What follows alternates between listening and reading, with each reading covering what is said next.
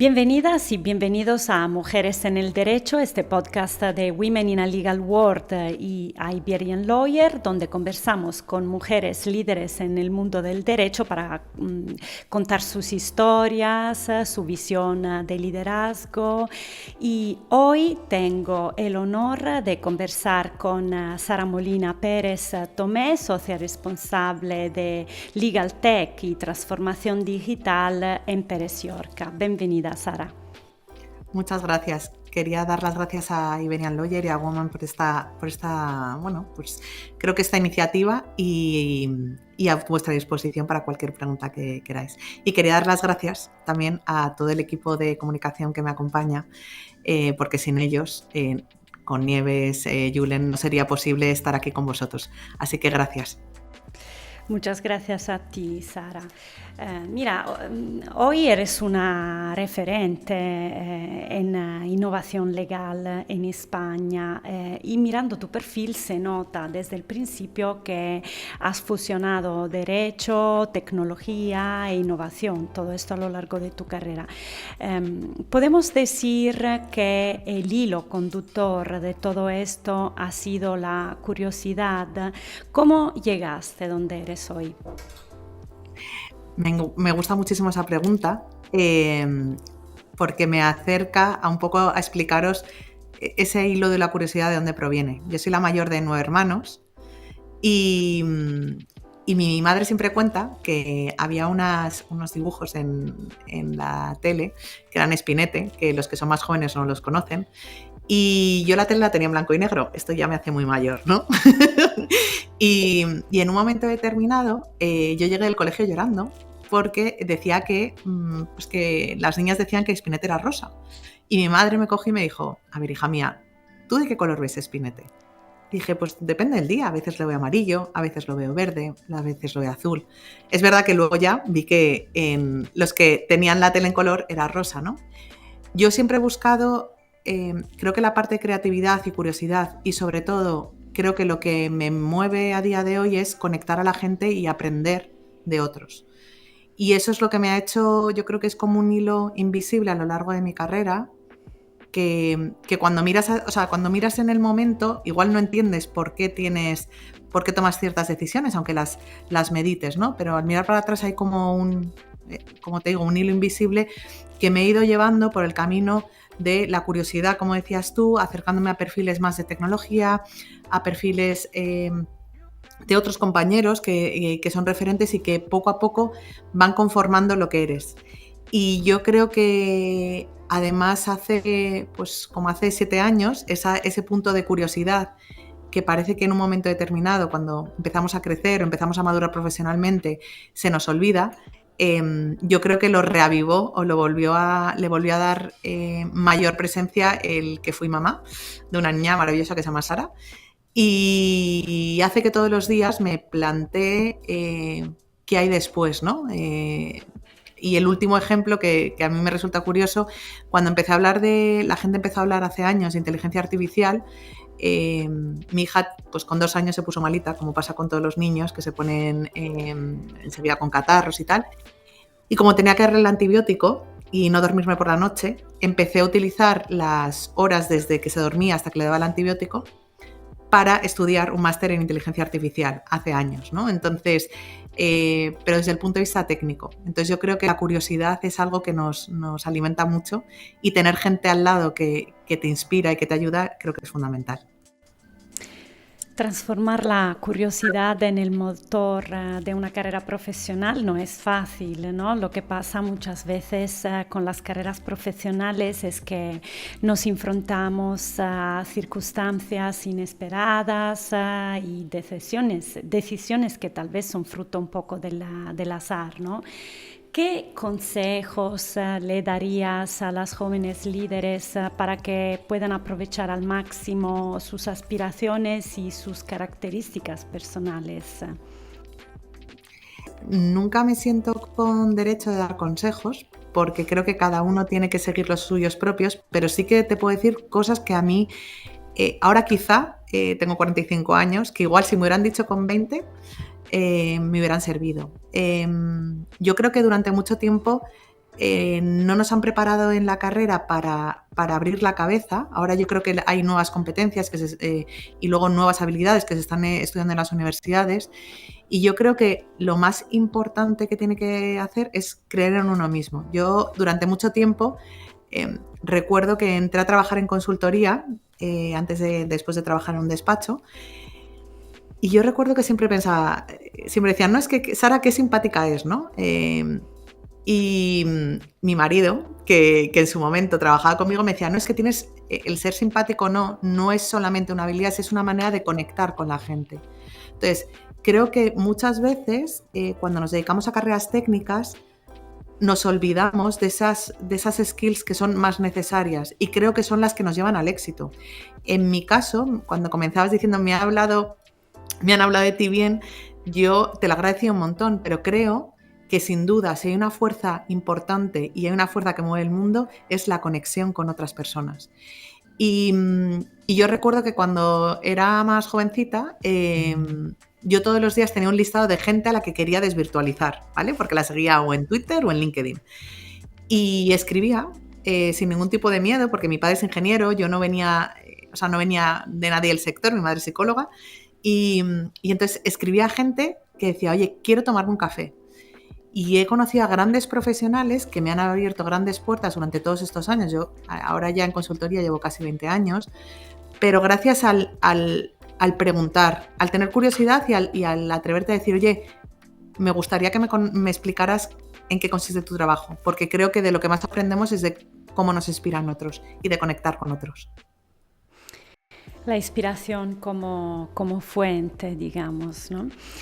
Y has formado parte de proyectos pioneros a lo largo de tu carrera, lo decías antes tú misma, ¿no? Has trabajado en firmas internacionales, en consultoras y en grandes empresas. ¿Has tenido alguna vez esta síndrome del impostor y cómo la has afrontado?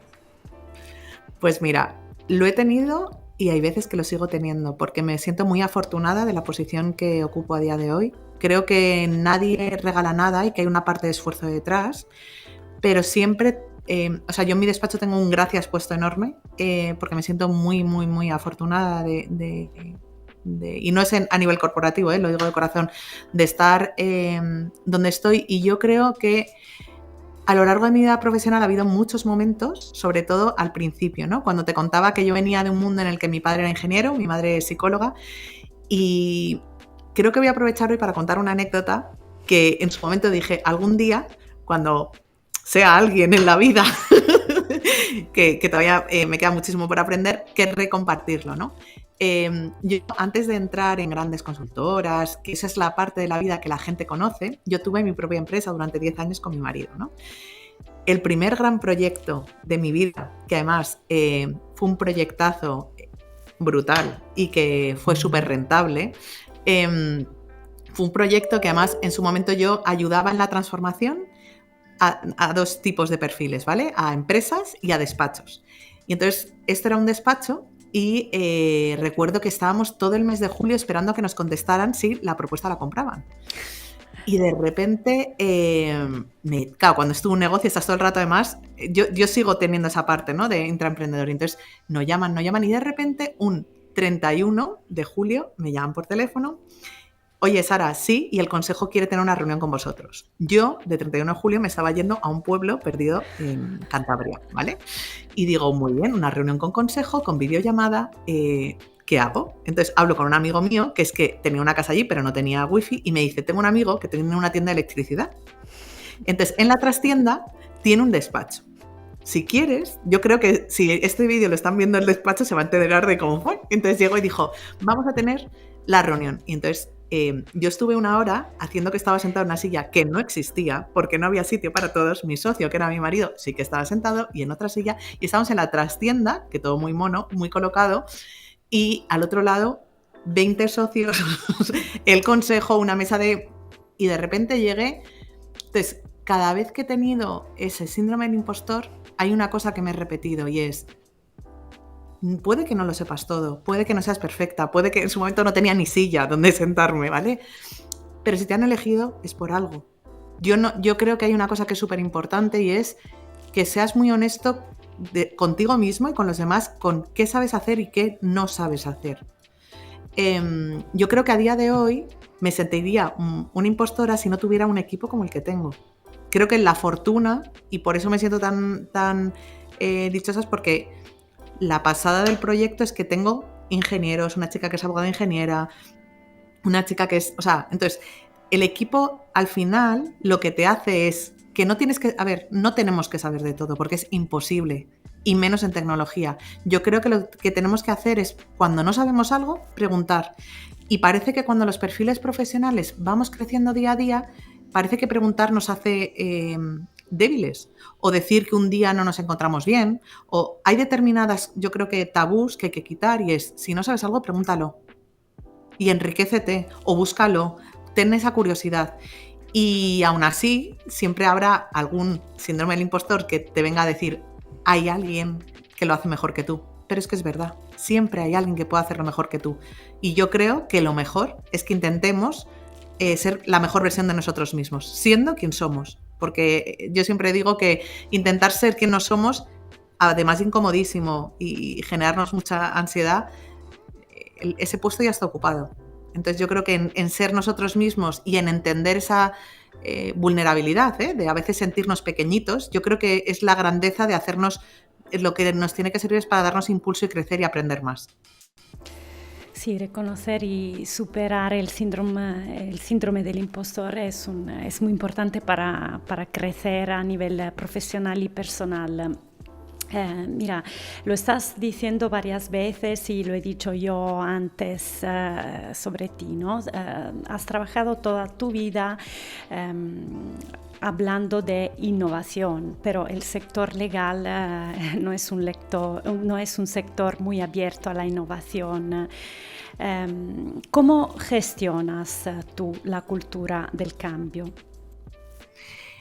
Pues mira, es una frase que me habéis oído, yo creo que muchas veces, la gente con la que hablo, que yo digo que la tecnología se compra, que los procesos los puedes pintar, o sea, los flujos los puedes pintar con lenguaje de BPMN, o sea, lenguaje técnico, pero que las personas ni las compras, o las puedes comprar pero a medias, ni las puedes pintar, ¿no? Entonces, yo creo que uno de los puntos claves en mi carrera, no es solamente cuando estudié Derecho, sino cuando me di cuenta que lo fundamental en cualquier proyecto era entender y abrazar esa parte de, y cuando digo abrazar lo digo así, ese legacy que decimos, que es esa parte de resistencia, tiene un porqué y un para qué. Y entonces muchas veces nos empeñamos en luchar contra eso. Y lo que hay que hacer es entenderlo. Oye, ¿por qué esta persona no quiere utilizar esta herramienta?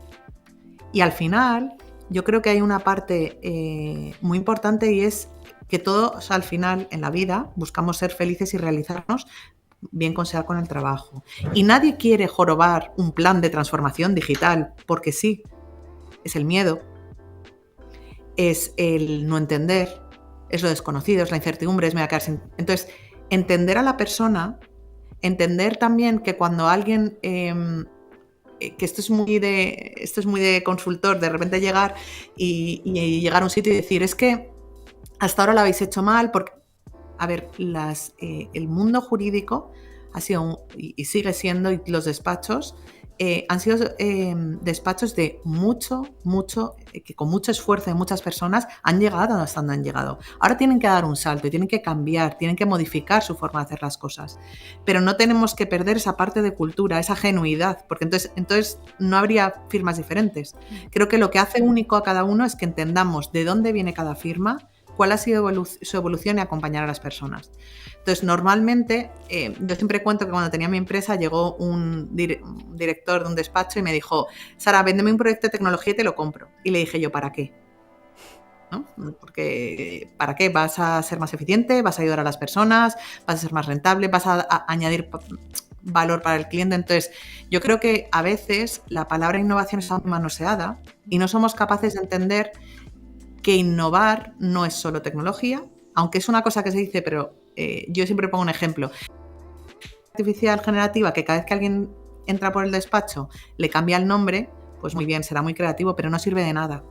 Entonces, la innovación es innovación solamente cuando es capaz de aportar un valor o capaz de aportar algún tipo de beneficio respecto al cliente interno o externo. Todo lo que se queda fuera no lo es. Entonces, muchas veces en aras de la innovación se meten proyectos y se meten con calzador sin contar con las personas. Recuerdo, perdón que me estoy enrollando un montón, pero es por ponerte un ejemplo que yo creo que era muy... recuerdo un proyecto que el General Counsel llegó y me dijo, oye, es que no conseguimos que adopten esta tecnología, ¿no? Lo primero, tenemos que reflexionar cuando nos adopta una tecnología, igual tampoco esa tecnología está pensada para el usuario, ¿vale? La parte de poner al usuario en el centro creo que y la parte del diseño es una parte que cada vez se utiliza más. Pero luego hay otra cosa, si se decide en un consejo de sabios implementar una tecnología sin tener en cuenta a la gente, luego no le pidas a la gente que se suba al carro, ¿no? Cuando ya está a la mitad. Entonces creo que la ecuación de las personas hay que tenerlo en cuenta desde el principio.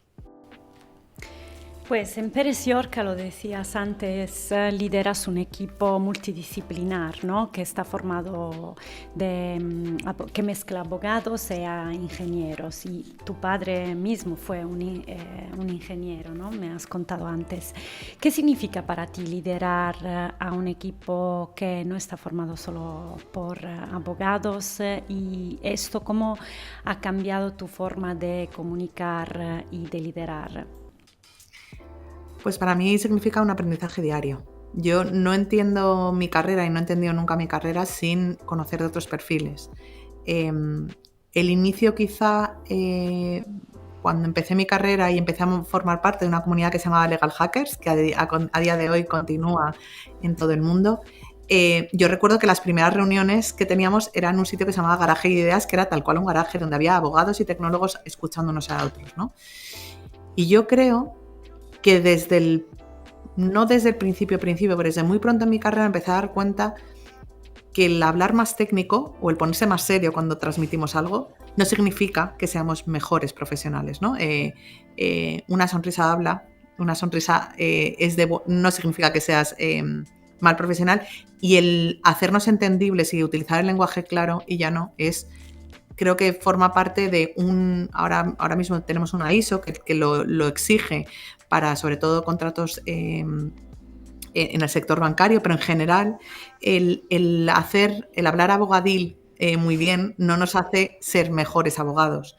Entonces yo creo que la clave en fusionar y en entender a los abogados y a los ingenieros no es más que partir de la humildad de entender que no sabemos todo e intentar escuchar ambas partes y buscar un lenguaje común. En esa búsqueda de lenguaje común hay veces que tenemos que volver a conectar con esa parte que te decía de ser como niños. Parte de las metodologías que utilizamos están gamificadas. Entonces, por ejemplo, para el levantamiento de procesos y para la identificación, sobre todo, de casos de uso de inteligencia artificial, hemos sacado unas cartas, que son unas challenge cards, que por medio de imágenes son capaces de poner y sentar en una misma mesa abogados, ingenieros, y que hablen en un mismo idioma, ¿no? O sea, que en vez de hablar el lenguaje técnico desde el punto de vista de los ingenieros o de los abogados, hablar igual. Entonces yo creo que hay que hacer un esfuerzo por ambos, y porque yo creo que el futuro está sumando conocimiento y sumando esfuerzos y pensando que no lo sabemos todo. Entonces, comunicación y comprensión. Mira, también eres copresidenta de la sección de innovación del ICAM, ¿no? El Ilustre Colegio de la Abogacía de Madrid. ¿Cuál es el cambio más urgente que necesita la abogacía española? Pues mira, eso es una pregunta que me resulta bastante complicada, pero a mí hay cambios que yo creo que ya se están produciendo, ¿vale? El primero, hace años era impensable que en un colegio de abogados hubiera una sección llamada innovación, ¿vale? Entonces, para mí eso es un indicador de que las cosas están cambiando. Recientemente el Consejo General de la Abogacía Española ha nombrado también un consejo de innovación. Entonces, yo creo que es el momento de ir aterrizando en hechos concretos. Yo creo que esto lleva y debe conllevar un esfuerzo conjunto, tanto por parte de las administraciones como por parte de la abogacía, y yo creo que eso se está llevando a cabo. Mañana mismo participo, que me hace mucha ilusión, en un congreso que se produce en León, que lo organiza precisamente el Ministerio de Presidencia y habla precisamente sobre la importancia de la transformación en nuestro sector. Entonces yo creo que ha habido una parte primera de hablar, una parte de predicar, y yo creo que ya llega el momento de aterrizar, hablar de casos concretos. Entonces, yo creo que parte de la responsabilidad, todos los que nos dedicamos a la innovación, es dejar de hablar de grandes o hacer grandes grandes castillos en el aire. Iba a decir lucubraciones, pero no es esa la palabra, así que y empezar a pensar un poco en qué cosas concretas podemos hacer. Y yo creo que esto parte de un pensamiento, de cambiar la forma que tenemos de pensar, nace del pensamiento de diseño, poniendo, al final, el centro es el cliente, en caso de procesal, es el justiciable, es el ciudadano, y luego en abogacía de empresa, están nuestros clientes.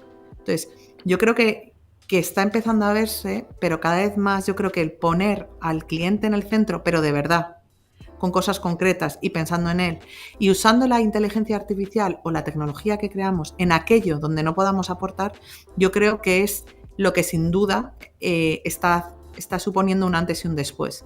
Pero yo creo que tiene que ir de la mano todos los operadores jurídicos, que hablen no solamente de abogacía, colegio de procuradores, colegio de notarios, que también la semana que viene en Valencia hay un encuentro donde participo con notarios precisamente para hablar sobre la importancia, ¿no?, de avanzar en esa tecnología.